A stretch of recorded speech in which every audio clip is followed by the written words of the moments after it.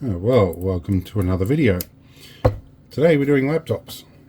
I've recently replaced my Dell Rugged 5404 with a Dell Rugged 5420.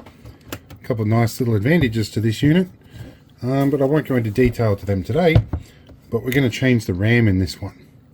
And first thing we're going to do is take out both batteries. Yes, it has two batteries which are hot swappable. If one goes flat or is starting to go flat in the field, you can simply remove it and swap it with a charged one without turning the unit off. Quite handy. But we need to get to the RAM, which is underneath this cover plate. So we're going to get ourselves a Phillips head screwdriver. Nothing fancy. We only need really one. All of these are the same length, with the exception of one or two at the back here. So let's get started. Now, if you ever find yourself stuck on how to do this, the service manuals are available online freely, with no registration or anything. You can just Google service manual for a Dell 5420 and up it'll come, or even the old 5404. What it tells you to do is open all the doors, which are replaceable. Part of the reason I like these. So there is a whole bunch of screws around here we need to work our way around. We are removing just this square section here. We're leaving the batteries intact. Now this is my favorite screwdriver. This was a Schneider electric one, given to me by a representative when I worked for an electrical contractor, and it is designed for doing power points, or outlets as Americans would call them, and perfect size for all of this. Alright, now the more tricky ones here, there's 3 screws under here you need to remove, and these are basically just under the ports, if we can get it out.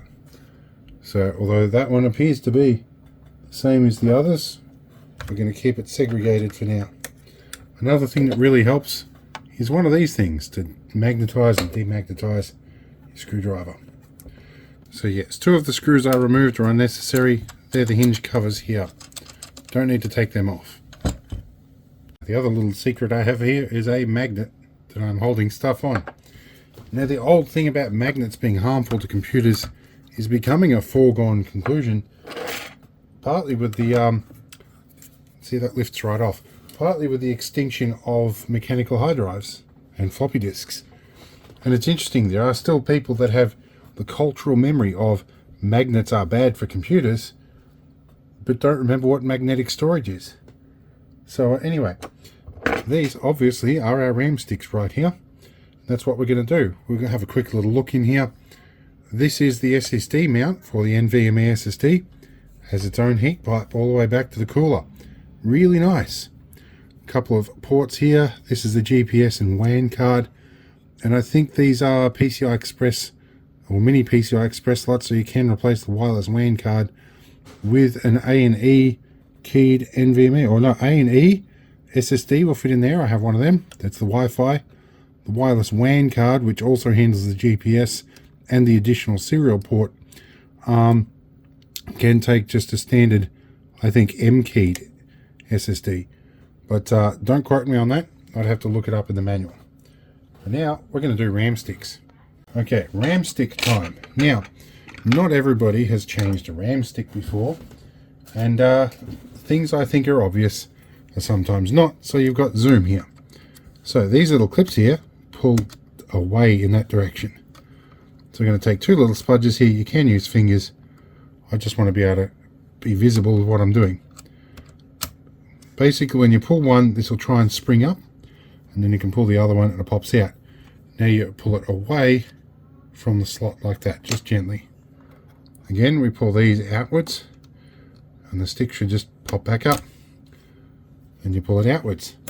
Now we find 2 new RAM sticks. Now, these are PC4, which I'm pretty sure is DDR4 RAM. These are PC4 266 or 2666. These are 16 gig, which will give me 32 gig in total. And these are 2133. Slightly slower RAM sticks, but they work alright. I think they're only about 33 megahertz slower.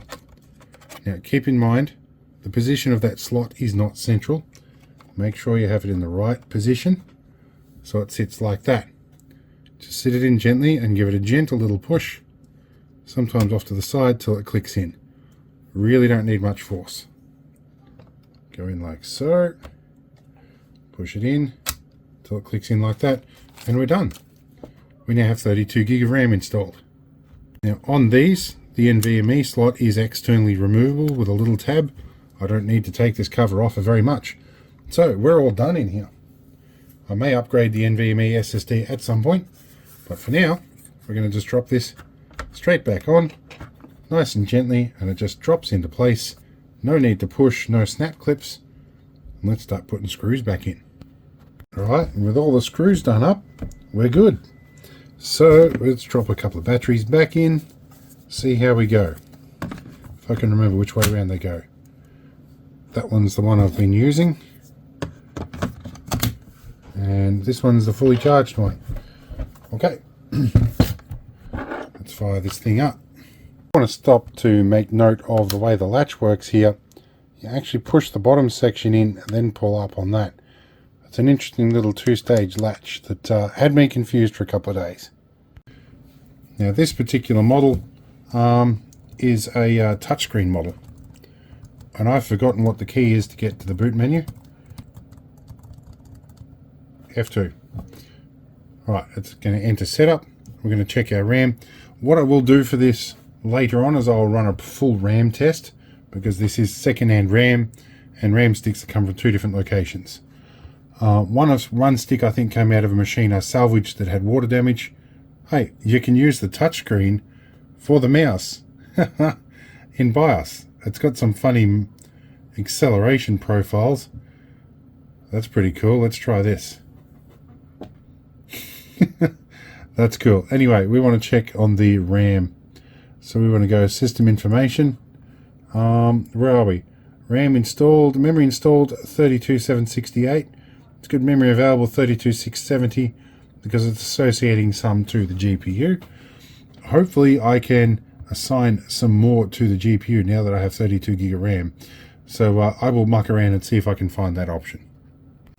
Okay, so after a little bit of homework, thank you ChatGPT. This unit is using the Intel UHD graphics. There is an RX 540 AMD Radeon RX 540 GPU option for these.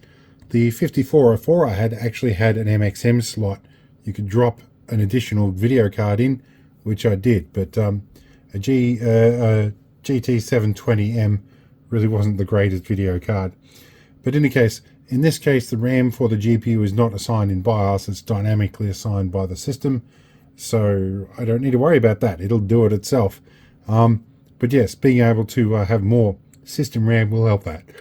I had to pause. Talking about system RAM made me yawn. Anyway, we're doing pretty well. We've checked a few other things like that speed step, multi-core, C states, hyper-threading, all of that's enabled. So we're doing pretty good. We'll boot up Windows. We should be good. Now, slightly slower RAM, not going to affect performance too much on an already quick machine, but I'm doing video editing, so the increased RAM itself is what I need. I need more RAM storage rather than speed. So anyway, we'll talk to you later. I hope it was fun, and I'm sure there'll be some experts here who will tell you other things I could do with this. In any case, it's a cheap second-hand laptop, and the RAM was very cheap too. I think I paid $10 for the second stick. The first stick I salvaged out of an old machine. So I'm going to go do a RAM test, and if all that clears, we're good. But that was changing RAM. Simple video. See you in the next one.